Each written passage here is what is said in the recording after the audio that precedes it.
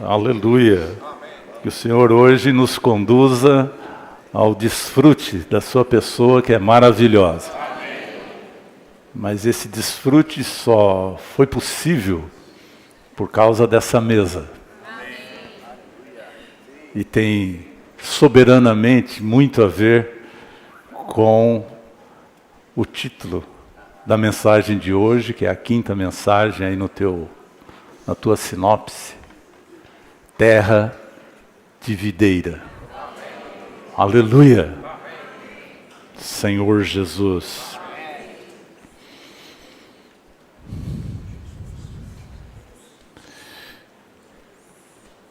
Nosso Deus, Ele é focado. Eu vou usar essa palavra porque eu não gosto de usar a palavra obcecado. Ele é focado em algumas coisas. De Gênesis a Apocalipse, Ele não abre mão. Nós já vimos que na sua recriação, não na criação original, mas na sua recriação, no terceiro dia, Ele faz surgir a terra das águas de morte. Se você parar aí, você não vai entender. Você precisa de toda a Bíblia como um desenvolvimento das verdades semeadas em Gênesis. E isso é algo semeado ali, do coração de Deus. Nós, irmãos, já compartilhou, os irmãos que passaram antes a respeito disso. Não vou repetir toda a história de Abraão, nem a história de Israel. Mas eu só quero dar ênfase de que ele é focado na terra. E nessa terra ele é focado em alguma coisa. Na terra ele é focado no lugar. Ele não aceitava adoração fora desse lugar. Vocês já repararam isso na Bíblia? Por diversas vezes ele insiste no lugar que ali colocarei, que eu escolherei, e ali colocarei o meu nome, ali vocês vão trazer as suas ofertas e os seus sacrifícios. No lugar. Chega o Novo Testamento, para ser breve, né? Porque houve muita batalha nesse meio tempo aí. O povo, né? A história de Abraão, a história do povo do próprio Jacó, povo de Israel, vai para o Egito, volta para a terra, sai da terra, volta para a terra, perde a terra. Senhor Jesus. Chega o Novo Testamento, não fala mais da terra, não fala mais do lugar. Onde foi parar a terra? Mudou? O que mudou? Só a dispensação. Antes era a dispensação das sombras, das figuras. E agora chegou a realidade. Como Deus não muda, nós temos que procurar indagá-lo. Onde foi parar a terra? E onde foi parar o lugar? Onde está a tua habitação? Irmãos, nós vivemos num tempo privilegiado. Faz 2000 anos que o homem vive num tempo privilegiado. Desde que Cristo veio à terra. Ele trouxe a realidade para nós. Você consegue imaginar nisso? Que até então era sombra, figura daquilo que havia de vir. E veio. Amém. Aleluia! Amém. Jesus! Amém. Puxa, como eu fico entusiasmado com esse nosso Senhor. Amém. Eu não sou de ficar entusiasmado, né? Mas ele realmente me fascina. Nós vamos ver hoje pela palavra, se tiver tempo eu não estender demais, que ele até nos embriaga. Porque ele é o vinho novo. Aleluia! Que odre velho nenhum consegue conter. Na nova dispensação, tudo tem que ser novo. Jesus é o vinho novo. Nós temos que ser esse odre novo. A igreja não pode ser velha, porque ela não suporta o borbulhar do vinho novo. Se você vai trazer os teus conceitos para a vida da igreja, a tua maneira de ser, a tua velhice, você não suporta o desfrutar do vinho novo. Não suporta. Porque esse vinho é borbulhante. Ele rompe o odre. Que hoje possamos ser rompidos. Rompidos da nossa velharia. E possamos desfrutar desse Cristo maravilhoso. Oh, Senhor Jesus! Tira-nos da velhice. Tira-nos da queda.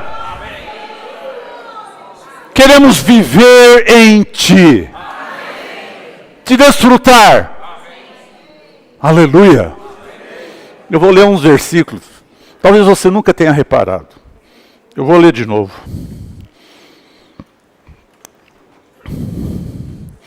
Daqui a uma meia hora a gente entra na mensagem.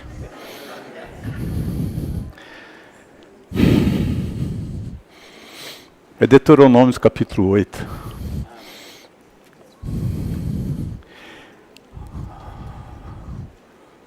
A partir do versículo 6 diz: guarda os mandamentos do Senhor, teu Deus, para andares nos seus caminhos e o temeres. Porque o Senhor teu Deus te faz entrar numa boa terra.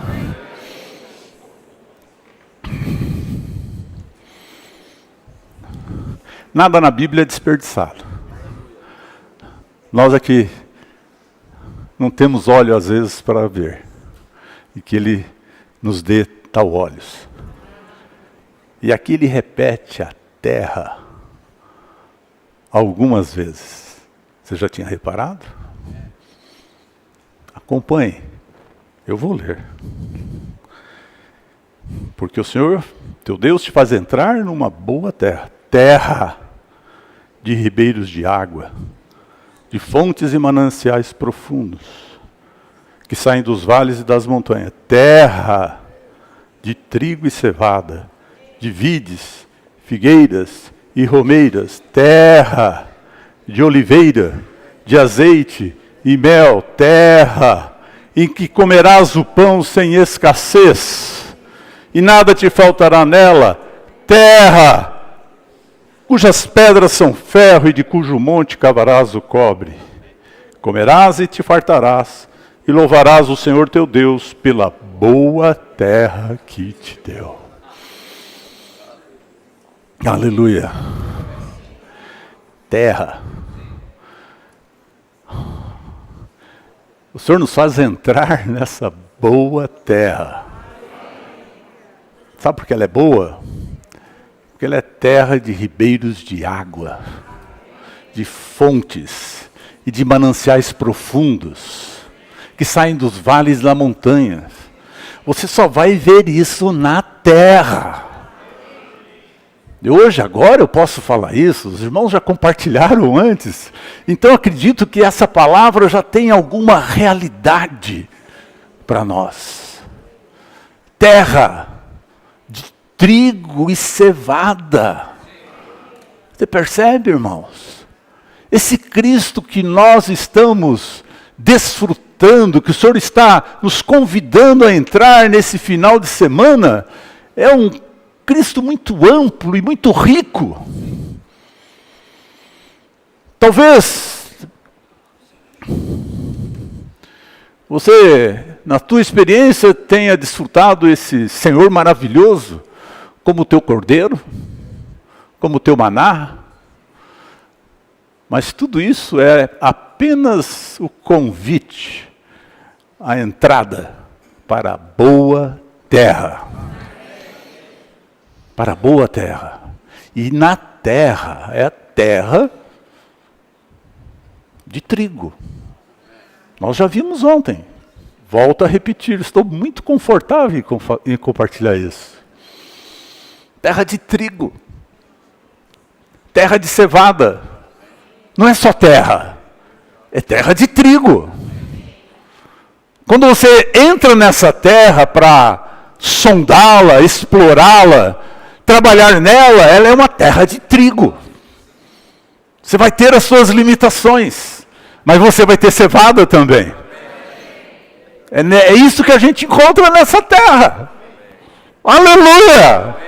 E hoje, agora de manhã, o Senhor vai nos mostrar que é uma terra de vides. Vides. Então nós vamos ver o que é essas vides, senão nós não vamos almoçar. Senhor Jesus. Quando a gente, acho que os irmãos também somos todos aprendizes, como diz o irmão Ronquenga, a gente está sempre aprendendo. A gente escreve um monte de coisas, sabe? Não quer dizer que a gente vai compartilhar tudo, não é isso, irmãos? A gente escreve, né? Né, Mascarenha? escreve, mas na hora de compartilhar, é alguma coisa. Aquilo que o Senhor permite, nós compartilhamos. Senhor Jesus. De qualquer maneira, irmãos, que nós possamos avançar e não nos deter aquém do alvo. Não se detenha. Conferências como essa é para abanar a chama, para que possamos continuar prosseguindo. Não se detenha aquém. Vamos começar. Uma terra de videira.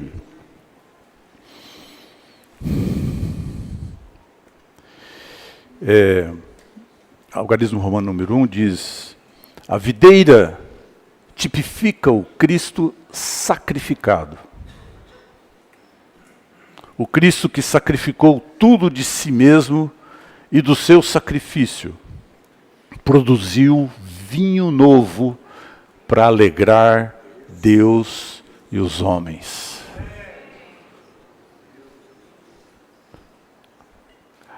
Eu e você estamos alegres no nosso espírito, é porque um dia alguém produziu esse vinho que está te alegrando. Esse é o Cristo sacrificado. Ele tinha aquele aspecto de trigo, mas aqui ele é a vide, terra de videira. Isso te leva, te induz a ir além do que simplesmente a vide. Na própria revelação da palavra, vê que essa vide produzia vinho, como diz esses versículos, como está aí anotado, Juízes 9:13,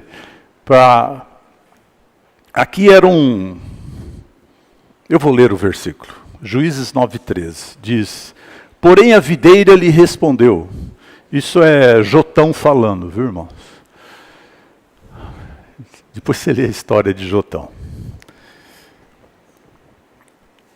Porém a videira lhe respondeu: deixaria eu o meu vinho, que agrada a Deus e aos homens, e iria pairar sobre as árvores?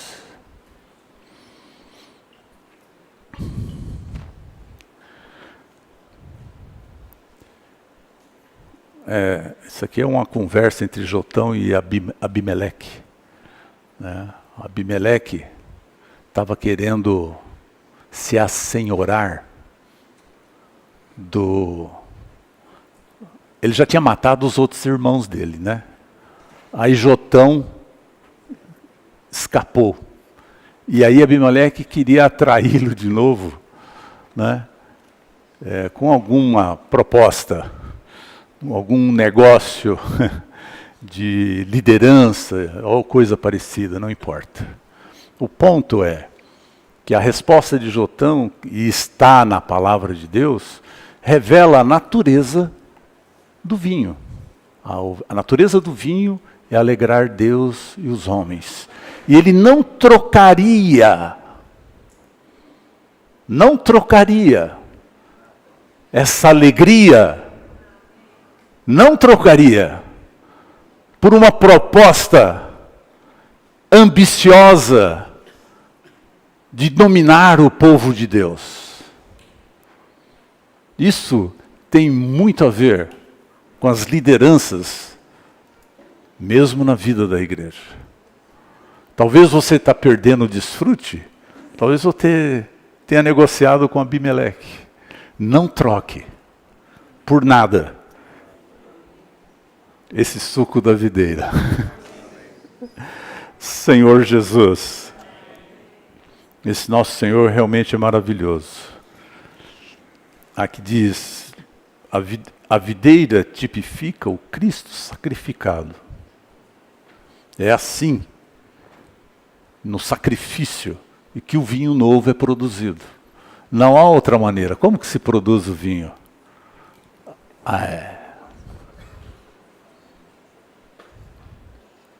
Tem um processo aí, não tem? A uva precisa ser... naquele tempo era pisoteada. Pisoteada. Isso que chama de pisar o lagar. Né? Era pisoteado. Daí surgiu o vinho. E a letra A diz, Cristo é o produtor de vinho, sacrificando-se para produzir vinho, a fim de alegrar Deus e o homem. Ele realmente foi pressionado para ser tal vinho para nós, irmãos. Letra B diz, como a videira, Cristo produz alegria para Deus e para os homens. Quando nós chegamos nesse ponto, e aqui termina o algarismo romano número 1, você percebe, se você já está há algum tempo na restauração do Senhor, mas mesmo na história da igreja ao longo de todos esses tempos, você vê que teve irmãos, nós temos aqui que realçar a nossa herança na restauração do Senhor. Há irmãos que provaram tal Cristo sacrificado, que provaram e tiveram a experiência desse tipo de experiência como videira. Senão, não estaríamos aqui nem mesmo compartilhando essas palavras. Se você não leu, eu te estimulo a ler. O testemunho, não é testemunho do Otmani, tem um outro nome, né? É o homem... Biografia. É assim que está publicado? É que não tem também. O Márcio não está aqui para eu reclamar, não tem mais livro.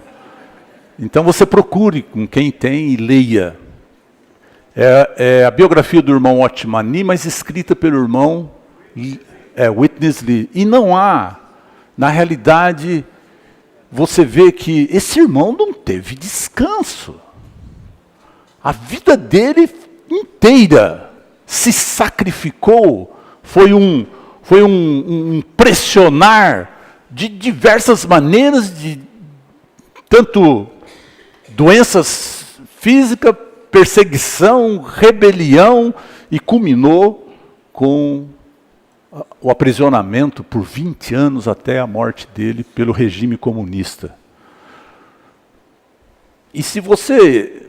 Eu li durante a pandemia com alguns jovens adultos da Igreja em Sumaré, nós tivemos, assim, particularmente, lemos os livros publicados do irmão Otmani, que nós temos em português. Lemos vários livros, eu não sei. Algum irmão que está aqui depois tem essa relação, quiser falar, fale. Mas lemos muitos livros, mas especificamente sobre a biografia, você vê que a vida dele, disponível, que ele não estava doente, que ele não teve afastado da igreja em Xangai, porque os irmãos se rebelaram contra ele e afastaram ele do ministério por 7 anos.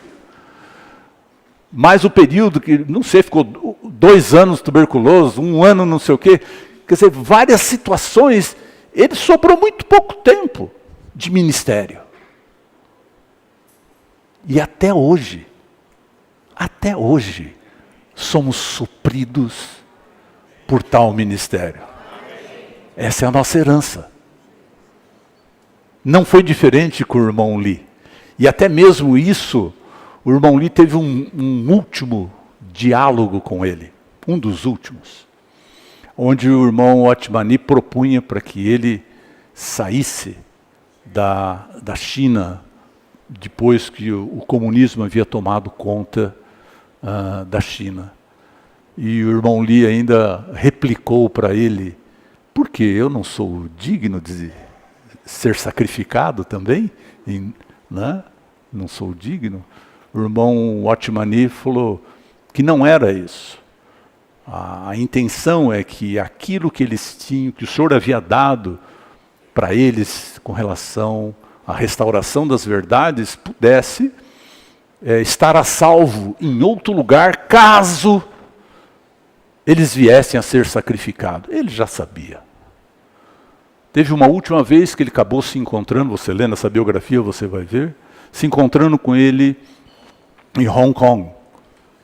E para encurtar, ele acorda num dia de manhã, cadê o Otmani? Já tinha ido embora.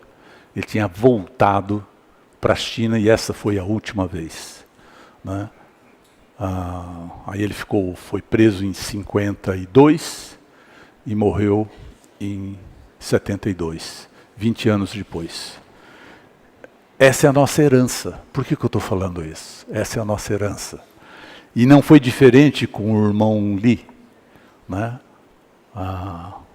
Espero que saia a biografia dele um dia, né? Para que a gente possa ler, esses irmãos ainda, né, que estão vivos e que conviveram com ele, possa relatar.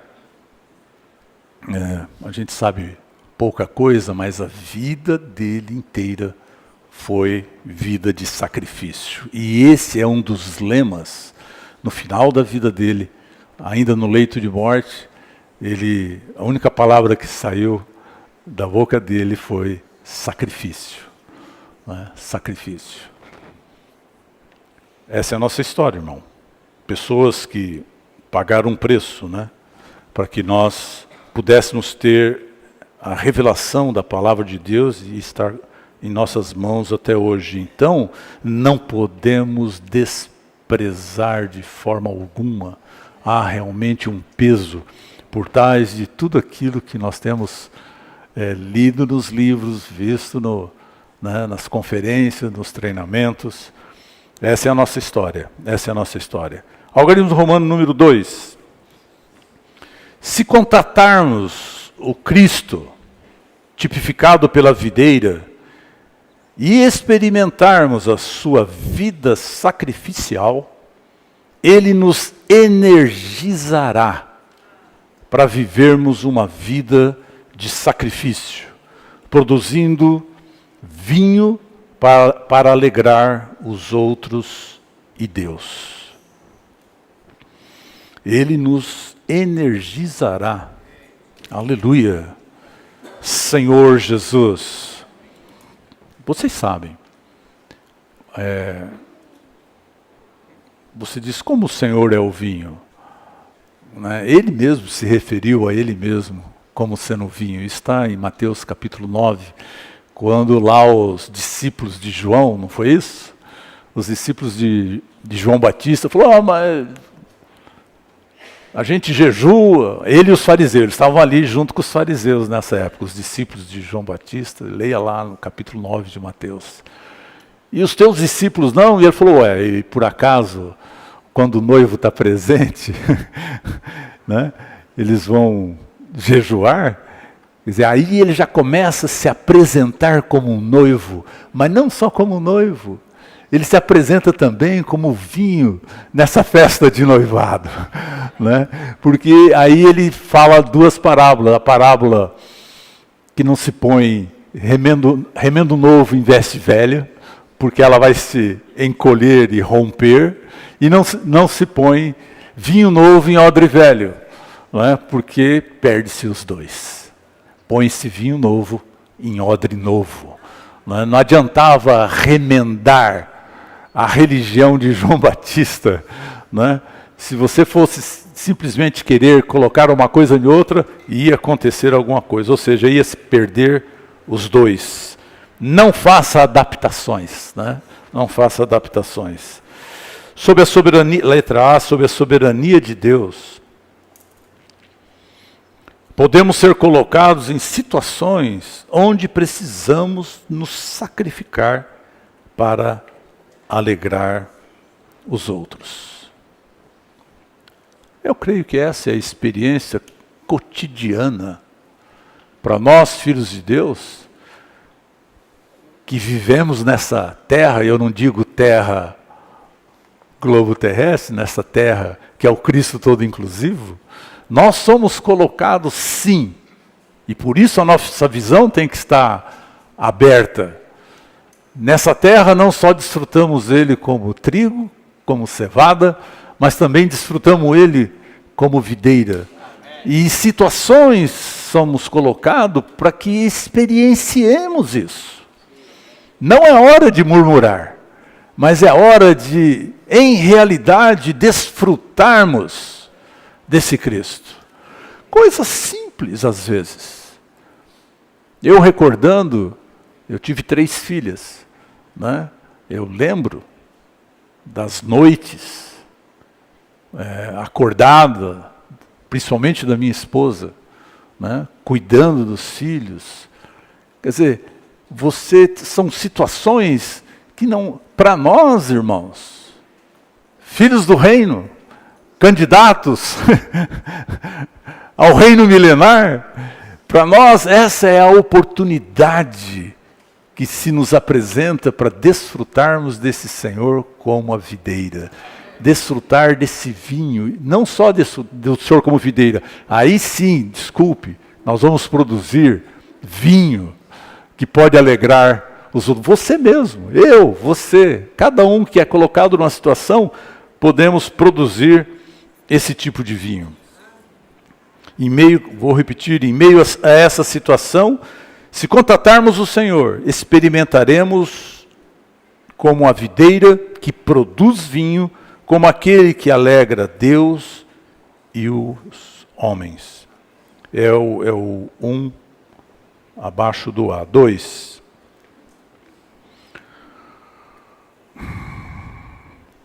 O resultado de experimentar Cristo como a videira é que nele, por ele, com ele e através dele, nos tornamos uma videira que produz algo para alegrar Deus e os homens. Não se menospreze. Não se menospreze. Tudo vai depender da tua busca e da tua experiência. Você pode ser muito útil para Deus e para os demais que estão ao teu redor. Você pode ser aquele que pode alegrar Deus e os homens. Se nós verdadeiramente desfrutarmos desse Senhor como a nossa videira. Esse é o resultado, né, irmãos? O resultado de experimentar Cristo como a videira.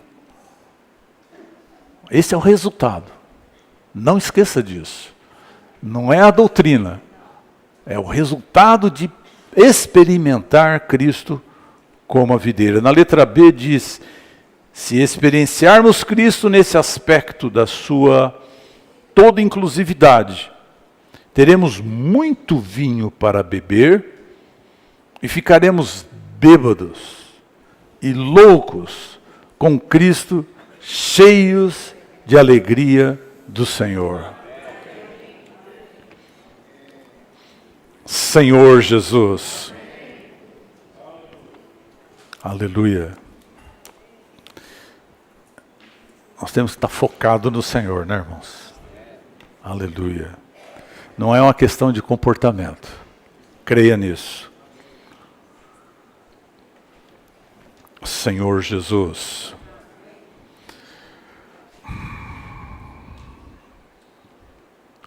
É muito fácil nós nos distrairmos e com isso perdermos a chance de desfrutar esse Senhor maravilhoso. Parece, o irmão já usaram, acho que foi ontem, a palavra paradoxo, né?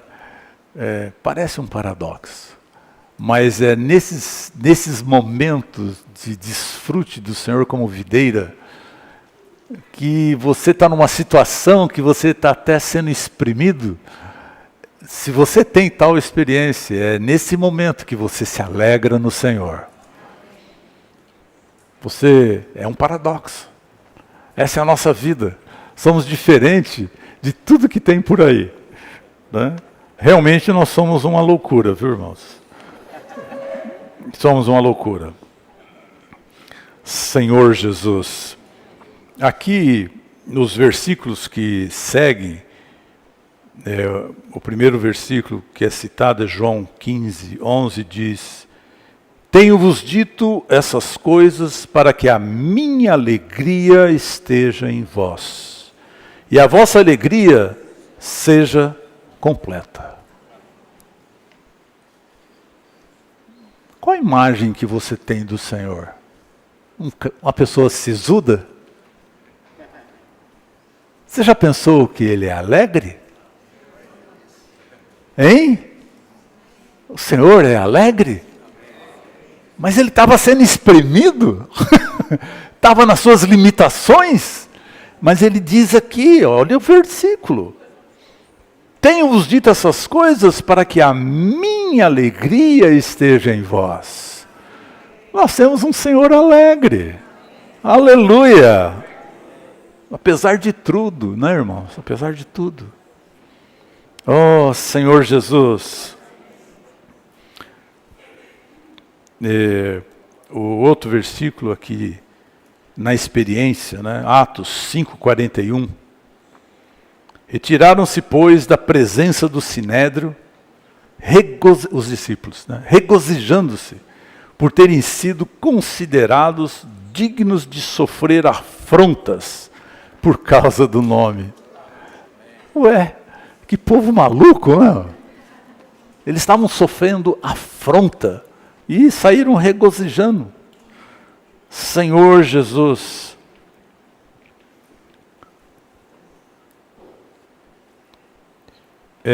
Atos 13:52. E os discípulos estavam cheios de alegria e do Espírito Santo. Aleluia. Cheios de alegria. Vou. Até que hora que eu posso ir, Joel?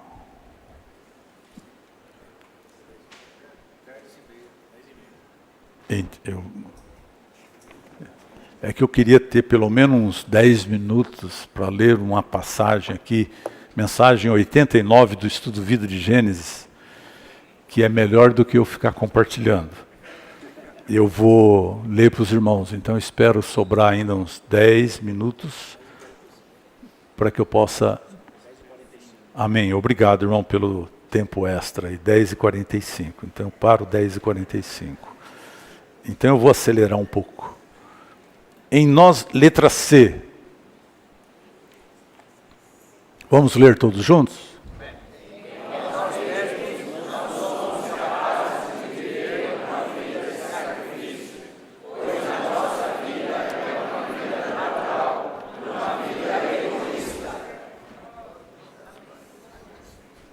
Está claro, né?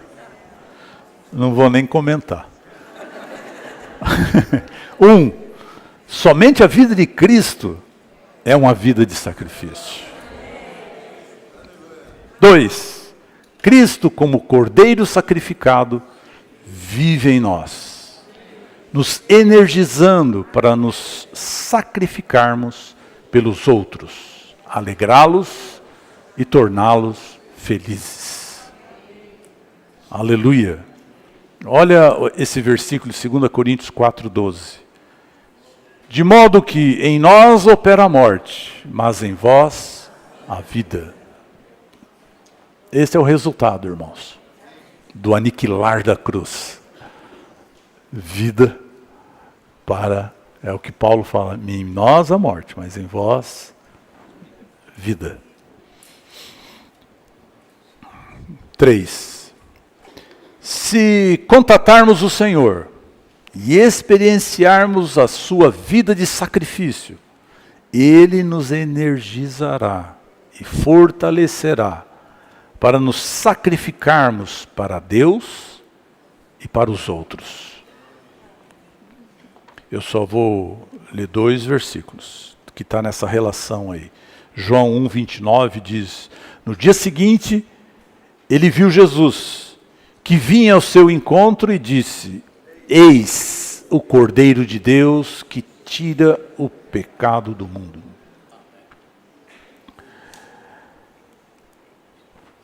É esse que vive em nós. Quem é esse? O Cordeiro de Deus. Não é uma nomenclatura, Cordeiro de Deus. Naquela época ele tinha muito significado. Quem estava ali ao redor de João Batista sabia muito bem do que ele estava falando. Eis o Cordeiro de Deus que tira o pecado do mundo. É o mesmo que dizer sacrifício. É esse que vive em nós. Esse Cordeiro maravilhoso. Ele veio para isso. Eis o Cordeiro. Eles entendiam muito bem do que João Batista estava dizendo. Aquela era a cultura deles. Um cordeiro das primícias era separado. E esse cordeiro era chamado de Cordeiro de Deus. Jesus! Ele é o Cordeiro de Deus. Esse é o Cristo sacrificado. Senhor Jesus. Efésios 4:13. Tudo posso naquele que me fortalece. É o inverso, né, de João 15:5. Né? Sem mim nada podeis fazer. Já pensou? É a mesma coisa. Tudo posso naquele que me fortalece. E nós, o que nós estamos falando aqui é desse Cristo que se sacrifica, ou do sacrifício propriamente dito. E nós vamos ver aonde vai resultar esse sacrifício. Tá nos outros algarismos romanos. Letra A, minúscula. Quanto mais experimentarmos Cristo como a videira, como a sua vida de sacrifício, mais seremos energizados a nos sacrificar para alegrar Deus e os outros. B, estaremos bêbados de alegria, percebendo que a pessoa mais feliz é a mais altruísta. O que é altruísta? Aquele que se doa sem esperar nada em troca. Esse é o significado dessa palavrinha. Né? Essa palavrinha. Letra C. Levaremos alegria para aqueles que nos contatarem e levaremos alegria a Deus. Pergunta no ar. As pessoas que te contatam saem felizes? Se não sai é porque não tem vinho. Porque se tem vinho, elas saem felizes. Saem alegres. Saem louvando o Senhor. Senhor Jesus. Oh, Senhor Jesus.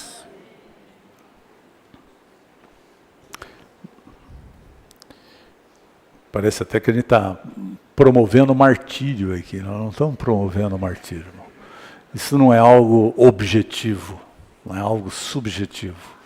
Está relacionado à nossa experiência subjetiva do nosso Senhor. Nós estamos aqui desbravando as riquezas dessa boa terra. Aleluia.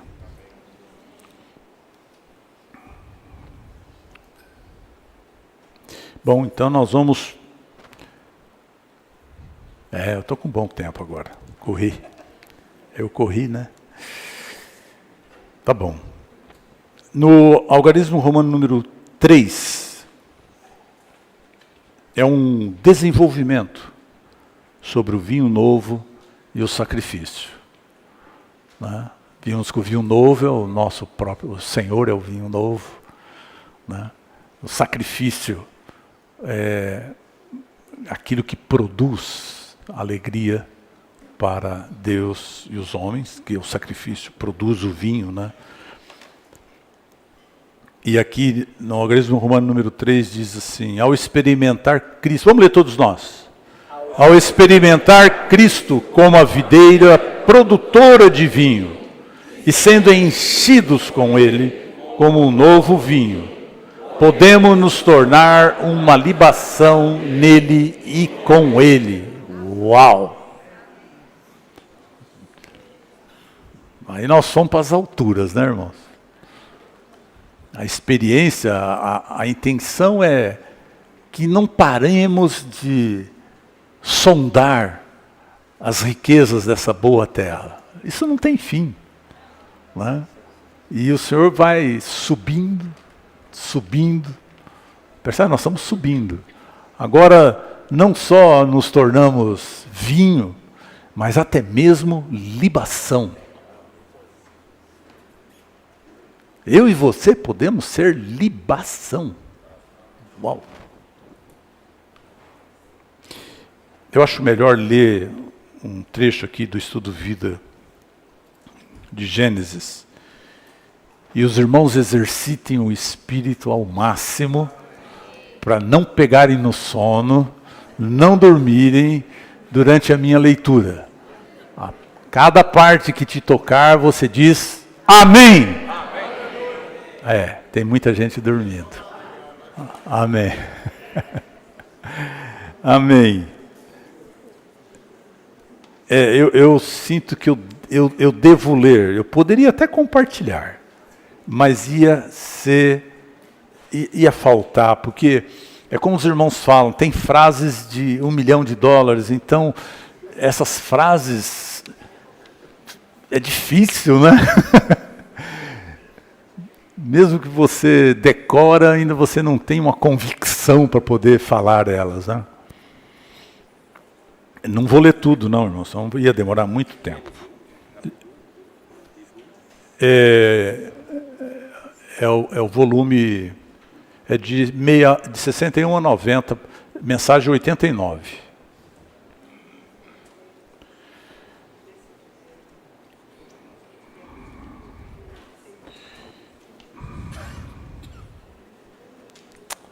Senhor Jesus.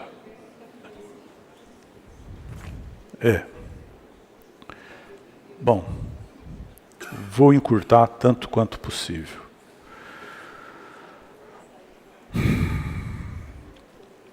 Embora todas as ofertas sejam tipos de Cristo e se destinem à nossa experiência, existe uma diferença entre as ofertas básicas e a libação. O que é oferta básica? Oferta pelo pecado, oferta pelas transgressões,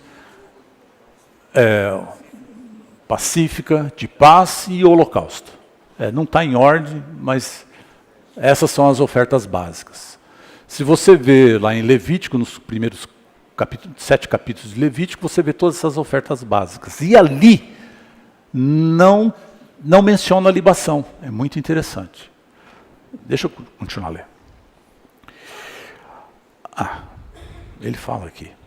A oferta pelo pecado, uma das ofertas básicas, era um tipo de Cristo como experiência para os pecadores. Antes de apresentar a oferta pelo pecado, os pecadores não têm qualquer experiência. E é verdade.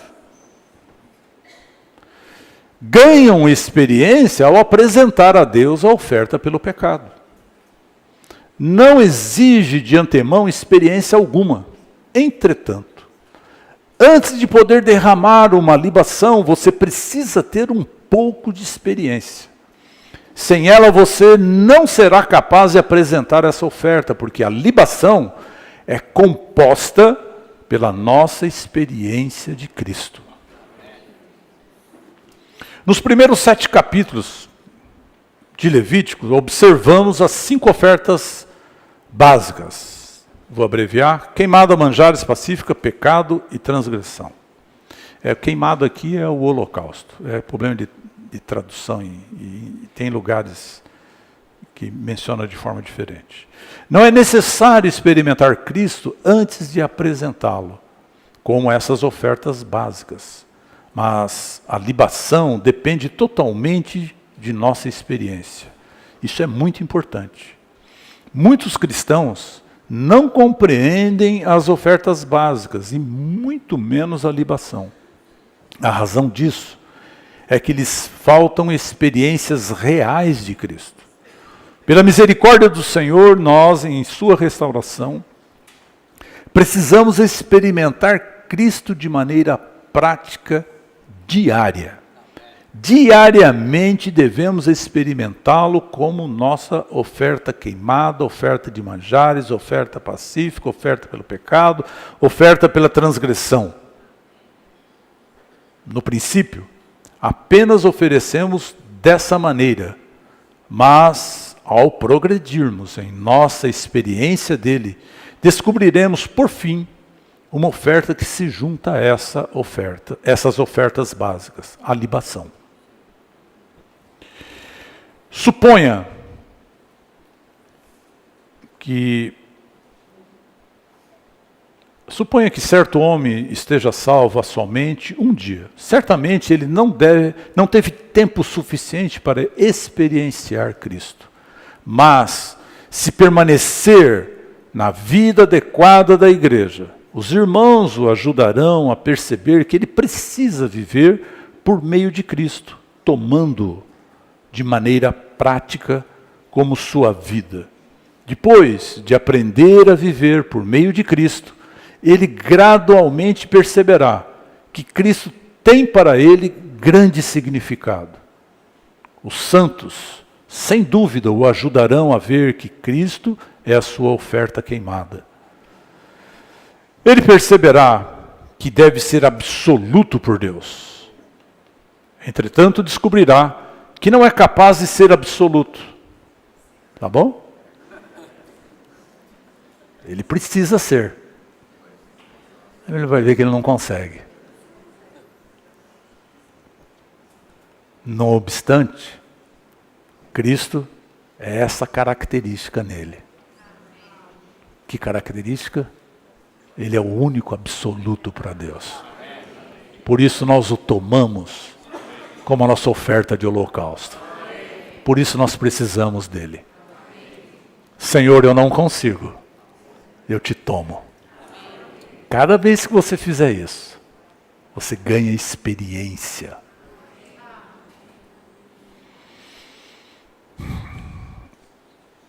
Cristo se tornará sua oferta queimada para a satisfação de Deus. Além disso, ele desfrutará Cristo como a sua oferta de manjares, como aquele que não apenas satisfaz a Deus, mas também alimenta e supre. Acho que nos reavivamentos anteriores nós vimos bastante sobre isso, né? O Senhor como a nossa oferta de manjares, a fina flor de farinha, com um pouquinho de sal, óleo e incenso. Na nossa experiência, isso é que nós queremos agradar a Deus, mas também não conseguimos. Nós precisamos tomar o Senhor como a nossa oferta de manjares. Percebe, irmãos? Como precisamos desse Senhor? Acrescenta aí mais uma experiência. Vai pondo no caixa aí. Vai acrescentando. Esse é o nosso viver cotidiano. Nós temos um viver de cristão se não tivermos o Senhor como a nossa realidade, como o nosso sacrifício, teremos um viver lamentável. Só de tentativas. Só de tentativas. Mas o Senhor é tal oferta que podemos oferecer a Deus. Você sabe por quê? No resumo, o que Deus quer é Cristo. O problema é cair a ficha, como diz o Scott. A ficha não caiu. Não cai. A gente se esforça. Ali. Difícil cair a ficha. O Senhor tenha misericórdia de nós e brilhe sobre nós. Ele depois tomará diariamente a Cristo como seu alimento, e Cristo nutrirá e o sustentará para viver na presença de Deus, de modo que esse possa ser satisfeito. Dessa maneira, ele experienciará Cristo como oferta de manjares. E o mesmo ocorrerá com as outras ofertas básicas. Experienciando assim Cristo, ele por fim se tornará uma pessoa plena e saturada de Cristo. O próprio Cristo que o satura, presta atenção nessa frase, o próprio Cristo que o satura será o seu vinho. E o próprio irmão será saturado deste vinho e se tornará verdadeiramente um com o vinho.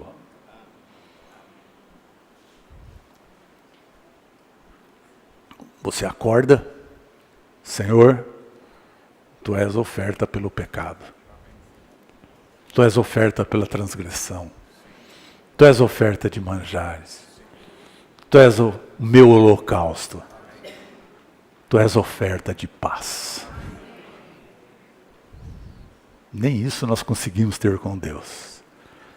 Mas só é possível se tomarmos Cristo como a nossa oferta. Ao fazer isso são ofertas básicas. Mas ao fazer isso, você está tomando Cristo para o seu viver. E isso, com o passar do tempo, vai se tornar o vinho em você. Nós vamos ver mais para frente. Não é só que nós vamos ter vinho, nós vamos ser o próprio vinho. Olha a experiência de Paulo. Estou pronto para ser derramado como libação. Ele ia ser derramado. Ele era o vinho. Ele estava encharcado. Estou de olho no relógio, podem ficar tranquilos. Um pouco mais para frente, Mateus, capítulo 9, nós já mencionamos, mas vou repetir.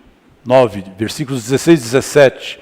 O Senhor disse aos discípulos de João Batista que ele viera como veste nova para cobrir-nos, e como vinho novo para nos satisfazer e estimular. Como precisamos experienciá-lo hoje? Precisamos experienciá-lo como a nossa oferta queimada, manjares, pacífica, pecado, transgressão. Por fim, nossa experiência dele tornar-se-á o elemento em nosso interior, estimulando-nos a ser extasiadamente felizes. Ao prosseguirmos nesse gozo, chegaremos até ser um com o vinho. A receita da felicidade, irmãos. Aleluia!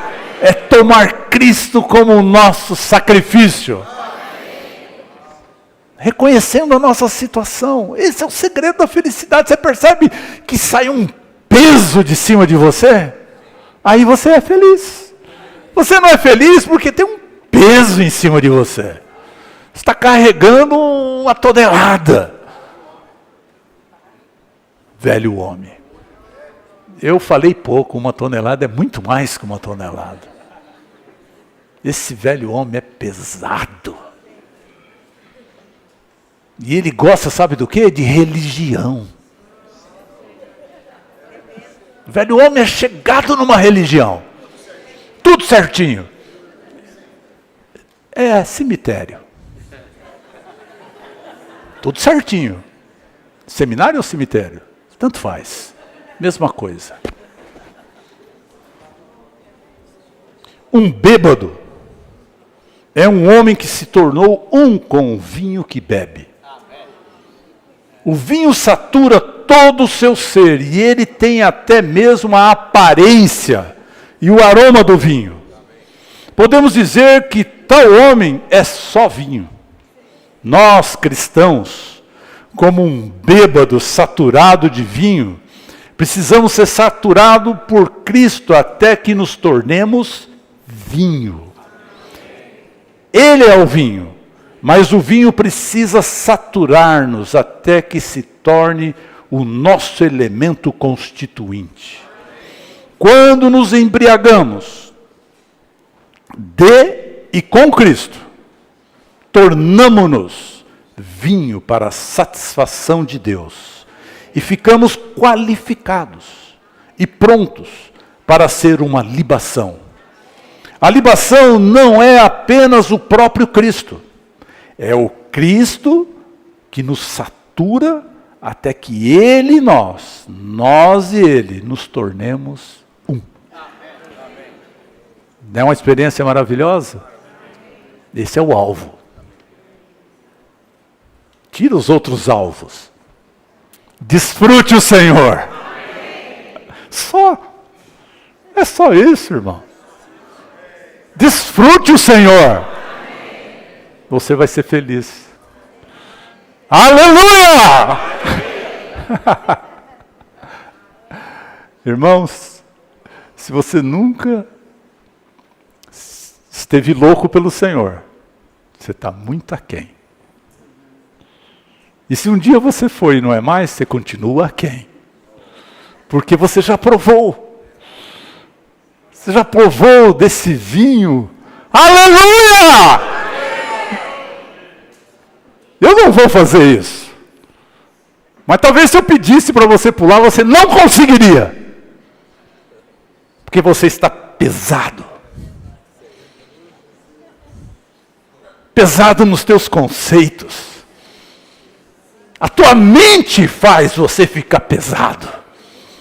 Tem um peso. Se você é louco, bêbado, você não age por você mesmo.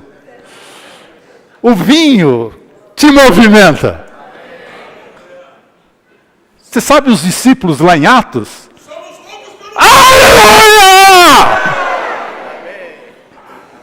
Sabe os discípulos lá em Atos? O que o povo falava deles?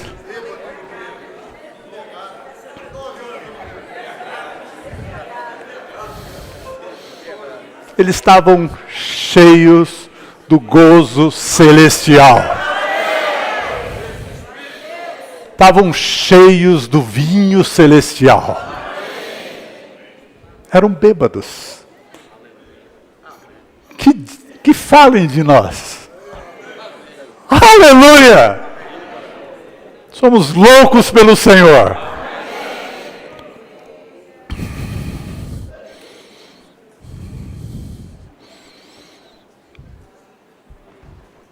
Mais um trecho. Eu termino essa mensagem hoje ainda, pode ficar tranquilo.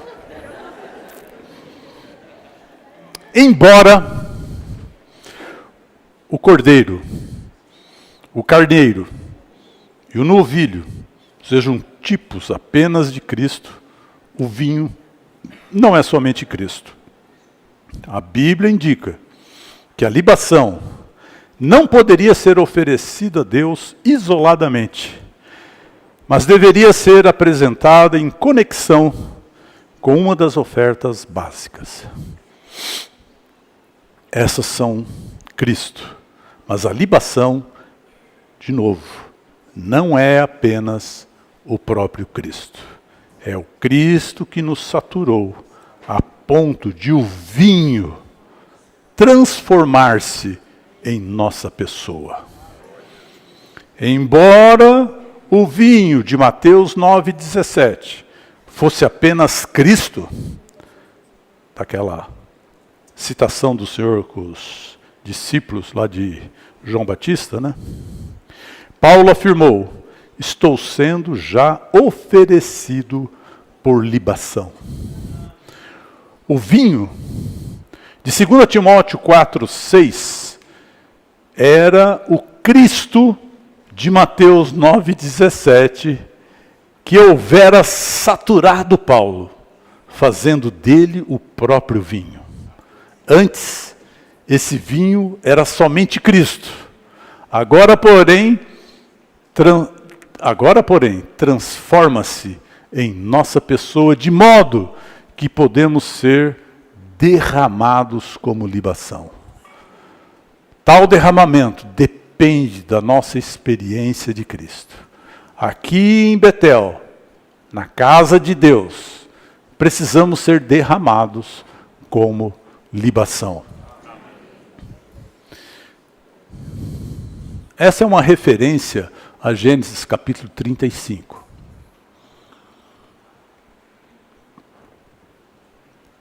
Em Gênesis 35, os irmãos devem se recordar que Jacó, ele retorna da sua feliz estada na casa do sogro, do seu sogro Labão, da sua jornada maravilhosa, né? Ele retornando, só que agora ele era outro. Né? Ele tinha passado por um lugar, quando ele fugiu da casa dos pais, porque o irmão dele queria pegar ele, né? Porque ele havia aprontado 2 vezes com o irmão dele, e a última ainda em conluio com a mãe. É gente boa. Gente finíssima. Finíssima. Armou com a mãe, tapeou o pai, roubou a bênção do irmão e fugiu. O que você dá para esse cara? Nada. Ficou cansado, de noite, puxou uma pedra no deserto e usou a pedra como travesseiro. Para dormir, viu, Jair? Pedra, dormiu na pedra. Você já dormiu na pedra? Eu nunca vi ninguém, já dormiu, puxa, nunca vi ninguém dormir, usar uma pedra como travesseiro, mas Jacó fez isso. Acordou, ele sonhou, né?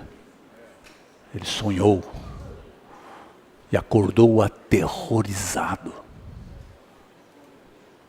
Eu ficaria também. Ele viu uma escada posta no céu e os anjos de Deus subindo e descendo sobre ela. Quão temível é esse lugar. É a casa de Deus. É a porta do céu. Ele acordou apavorado. Usou essa pedra que ele dormiu, pôs ela em pé e entornou azeite sobre essa pedra. E fiz uma promessa para Deus, disse que ali seria a casa de Deus. Então, passado 20 anos, ele volta para o mesmo lugar.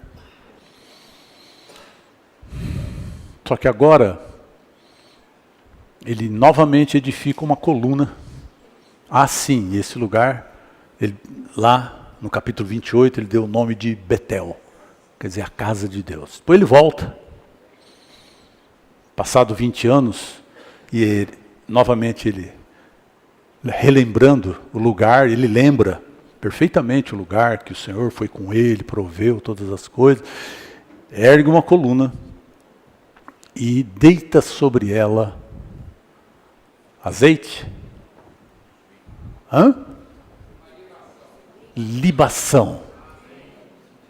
deita sobre ela libação. Depois, sob a libação, ele deita o azeite. Tudo isso tem muito significado. Tem tanto significado que isso vai para a eternidade. É a primeira vez que se menciona sobre a casa de Deus. Uau! Olha para quem que Deus foi revelar isso.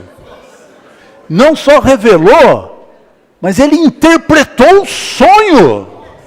Ele chamou a escada de casa de Deus. Isso não foi no sonho, foi interpretação. Olha o tipo de pessoa.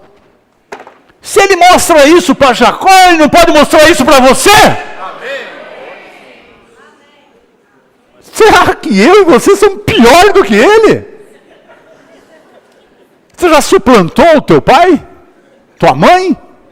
Teu irmão? Ele fez isso. E Deus revelou. Puxa, a coisa mais maravilhosa de toda a Bíblia, que vai culminar na Nova Jerusalém. O desejo do coração de Deus. Isso para vocês verem como o nosso Deus estava ali, aguardando. Não tinha ninguém. Mas ele vê o que nós não conseguimos ver. Ele vê o interior. E revelou para esse Jacó o seu desejo. Vou dizer mais. Esse era o sonho divino. Esse era o sonho de Deus. Uma habitação na terra. Isso Jacó não conseguiu cumprir. Nós sabemos. Ela foi idealizada por Davi e completada por Salomão. Mas a realidade é Jesus Cristo. E aí, se você ler o capítulo 1 do Evangelho de João, você vai ver que ele é o cumprimento desse sonho. Vereis o Filho do Homem, não é?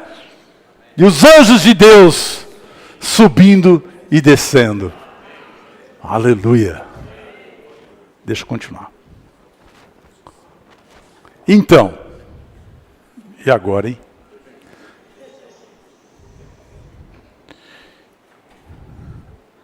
Deixa eu ver se faltou alguma coisa aqui, irmãos. Tudo aqui é importante.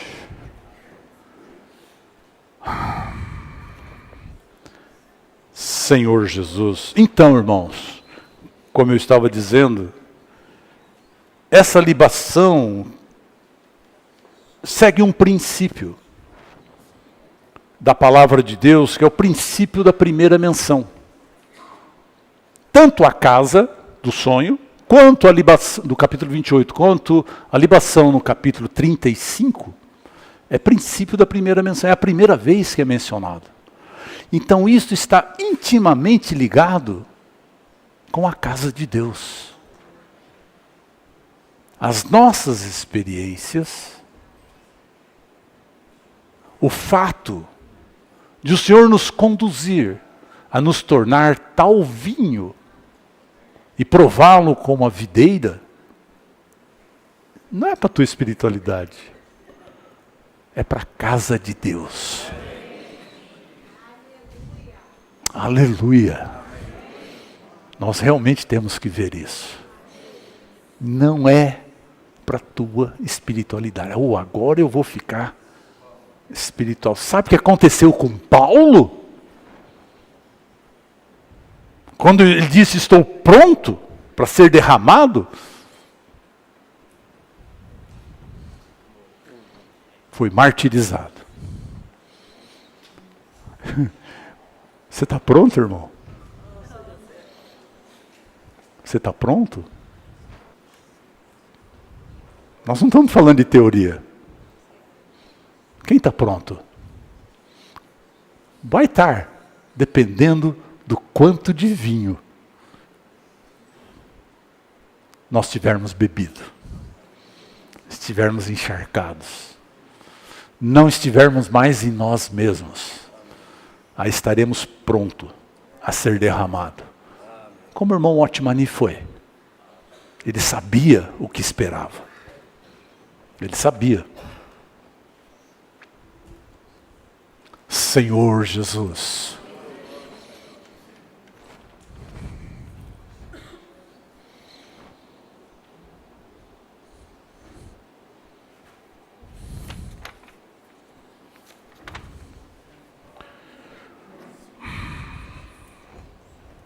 Precisamos ter um bom número de irmãos que estejam prontos para ser derramados sobre o edifício de Deus.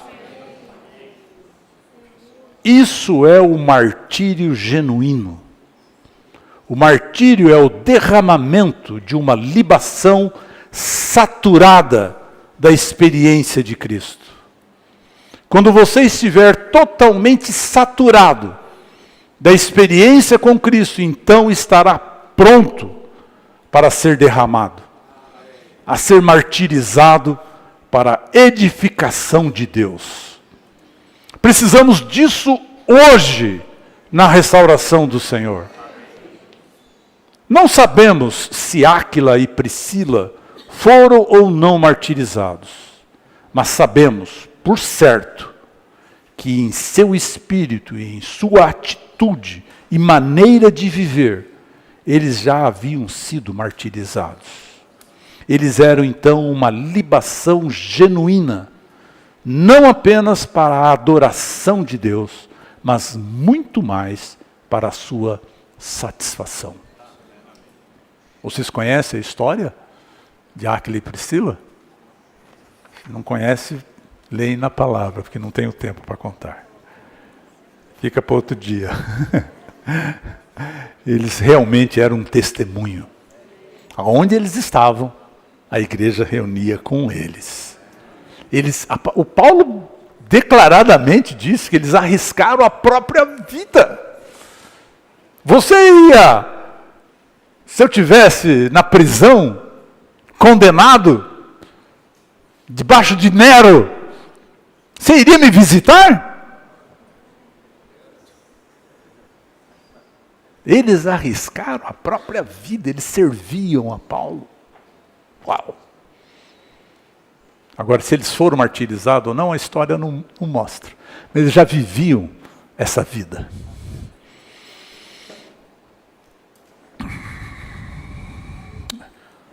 Então, esse tipo de sentimento é o mesmo que eu já mencionei lá de Pentecostes. Tem um trechinho aqui, eu vou ler. Diz assim.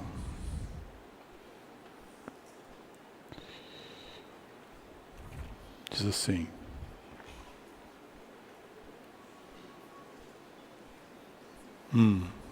A verdadeira experiência do Espírito relaciona-se com o derramamento da libação. Veja a experiência dos 120 no dia de Pentecostes. Como todos sabemos, nesse dia o Espírito Santo foi derramado. Antes disso ocorrer, os 120 estavam prontos a ser derramados como libação. Quando se levantou com os 11, Pedro já estava sendo derramado. O resultado foi que o óleo, o Espírito Santo, desceu sobre eles. O óleo não veio antes de estarem prontos. O óleo não veio antes de estarem prontos a ser derramados como libação. Essa é a experiência. Jacó, no capítulo 35, no princípio de primeira menção, primeiro, ele entorna o vinho, né? Entorna o vinho. Depois, ele entorna o óleo sobre a coluna. Pedro, nesse momento,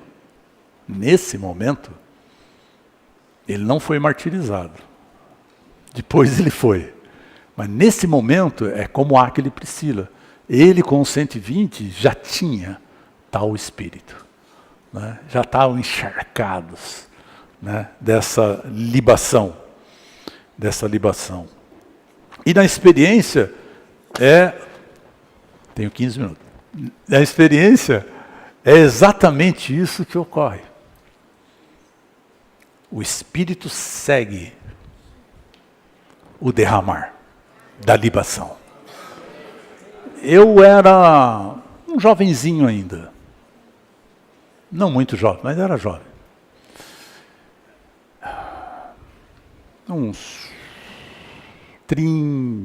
Provavelmente 30 e poucos anos atrás. Eu estava numa fila, porque antigamente a gente se reunia lá na estância, né? E tinha uma fila, a gente lembra das filas? Quem é os dinossauros aí? Esses dinossauros lembram. Então na hora do almoço, essa fila é fichinha. Rapidinho aí. Eram filas, levava hora. E eu estava na fila, um irmão, eu não conhecia, a gente aproveitava essas filas para ter comunhão. Eu estou muito parecido com Jacó, porque o irmão falou da situação da igreja que ele estava, que já estava há vários anos, não crescia, era só ele e tal. Eu estou parecendo Jacó, né? Quer dizer, não sabia de nada, mas na hora eu falei para ele, irmão, se o trigo caindo na terra não morrer, fica ele só. Mas se morrer, produz muito fruto. Só. Os irmãos entendem? Às vezes reclamamos de muitas coisas, mas é porque nós queremos preservar a nossa casca intacta. Né? Reclamamos disso, reclamamos daquilo, mas a casca tem que ficar intacta. E no caso aqui, o óleo segue a libação, segue o sacrifício. Se não há sacrifício, não há desfrute nem para Deus, nem para os homens. E você continua só. Então agora eu vou ler rapidinho e vamos ter um bom tempo ainda para compartilhar. Não? Ele falou 10h45 para mim. Então eu vou acabar em 5 minutos.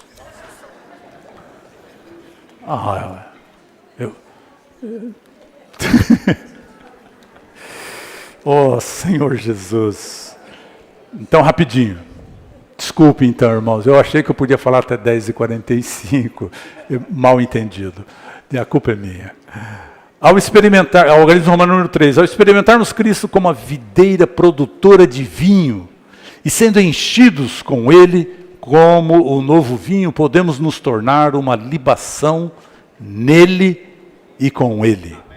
Letra A. A libação tipifica Cristo como aquele que foi derramado como verdadeiro vinho perante Deus para a sua satisfação. A libação era uma adição às ofertas básicas e era derramado numa das ofertas básicas. Se você for lá para o livro de Números, rapidamente, você vai ver, dependendo da oferta básica, se era um cordeirinho, se era um carneiro maior, se era um novilho, a proporção de libação era maior também, a quantidade de vinho a ser entornado. Isso tem a ver com a nossa experiência, de qualquer que seja ela, né?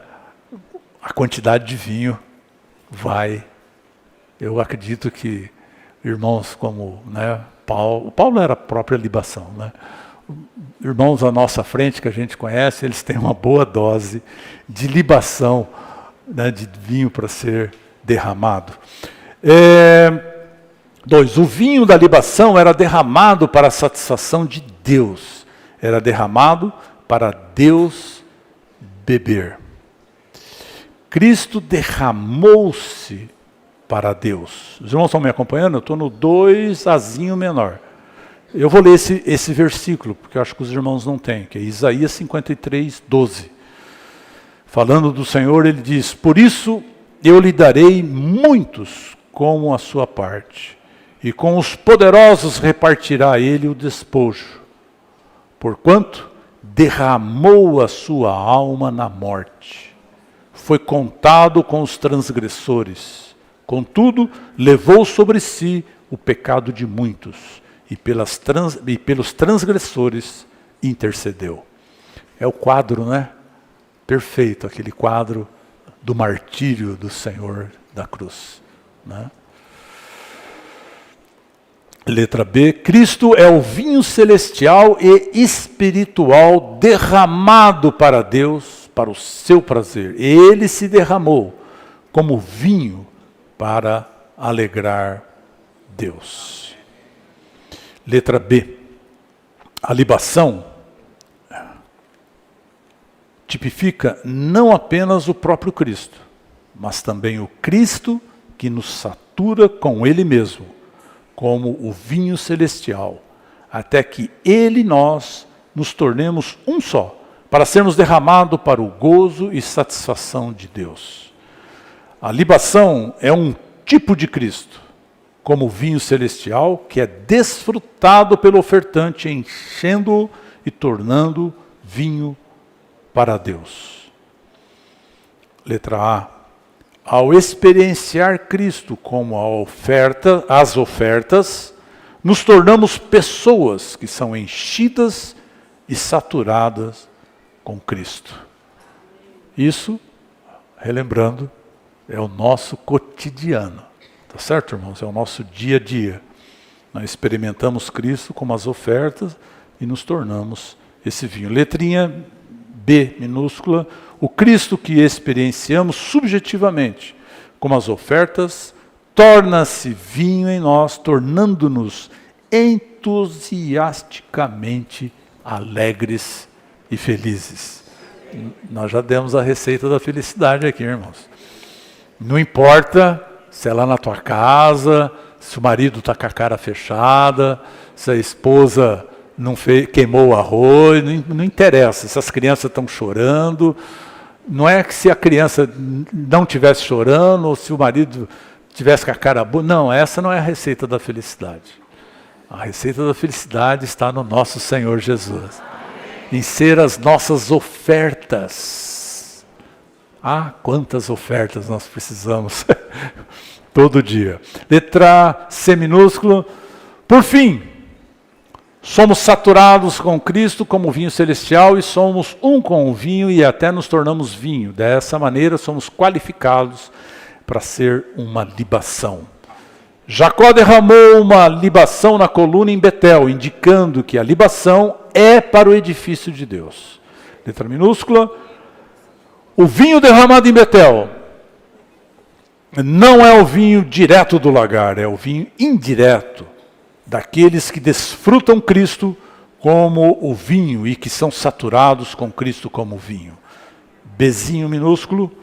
Em Betel, na casa de Deus, a igreja como o corpo de Cristo, precisaremos, por fim, ser derramados como libação.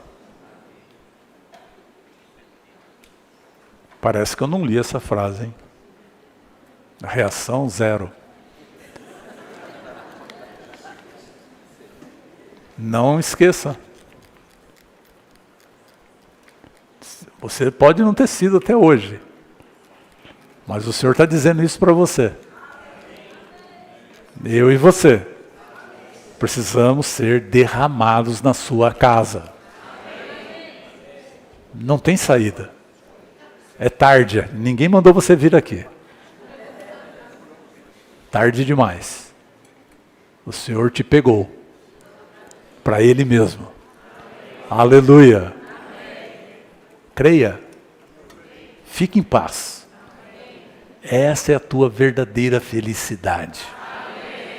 Foi para isso que eu e você nascemos. E foi para isso que eu e você fomos salvos. Creia. Teste. Não precisa acreditar nesse que está falando com você. Prove você mesmo. Teste. O apóstolo Paulo tornou-se uma libação que foi derramada sobre o sacrifício e serviço da fé dos santos.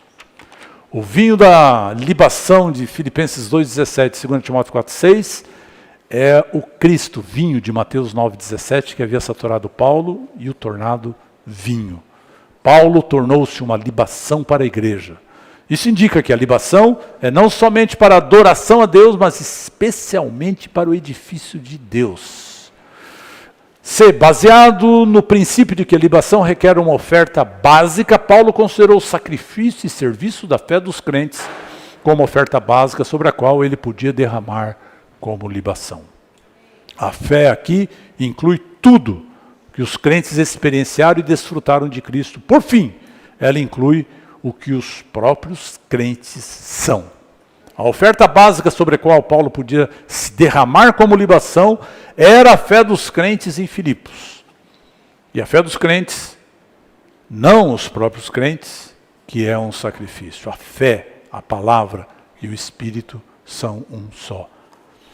3. A fé em Filipenses 2,17 é a somatória da nossa experiência, desfrute e ganho de Cristo. Nossa experiência, desfrute e ganho de Cristo tornam-se um sacrifício agradável oferecido a Deus. E todos nós vamos ler o bezinho e acabei. Por meio do desfrute de Cristo, nós experienciamos, ganhamos e somos constituídos com Cristo. Dessa maneira, a nossa fé torna-se um sacrifício que pode ser oferecido a Deus e sobre o qual a libação pode ser derramada.